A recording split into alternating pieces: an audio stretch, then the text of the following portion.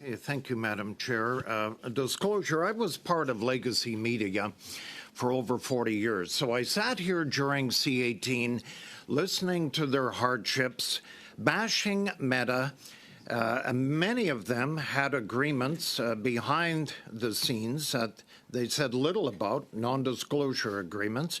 And then when C-18 was actually passed in the House, one of the biggest media giants in this country, Bell, decided to blow off 1,300 of their employees. Again, nothing said. CRTC lacks regulations, said little.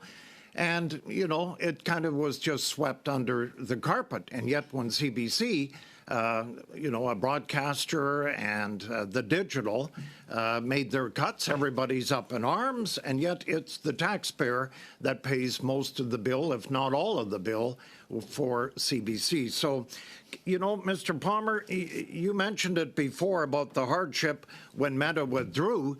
But I sat around this table listening to them, and they had certain agreements. And then, of course, when Meta withdraws, then they say, oh, you know, nobody's going to our websites and this and that. You can't have it both ways. And yet these companies, when they sat here, they were in hardship complaining about Meta. So Meta withdraws, and they're still complaining today.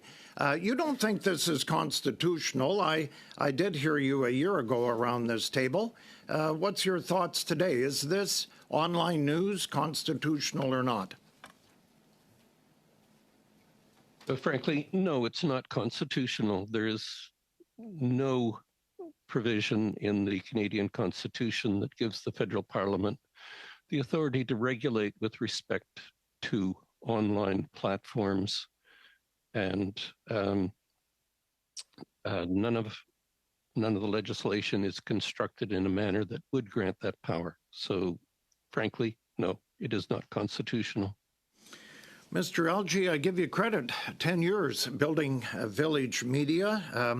You know, you've done very, very well over the last 10 years. But what does, when you say level playing field, so when I was in the media, it was never a level playing field against the CBC. I see their digital news network now that is actually destroying local news in this country everywhere because they have, let's face it, they have the resources where other places don't in this country. So I'm just wondering what level playing field looks like in your view. Thank you for the question. With respect to the CBC, I mean, I think where there's some role that are important for the CBC to play, certainly having a commercial role is not one. So when it's primarily funded by the government, the loophole that they found to, in particular, compete in the digital advertising space seems unreasonable. I think with respect to a level playing field, the hope is always that if the goal is to support journalism, whether that be through the government or through the platforms, that it be focused on that proportionally and that all players, big or small, can participate in it.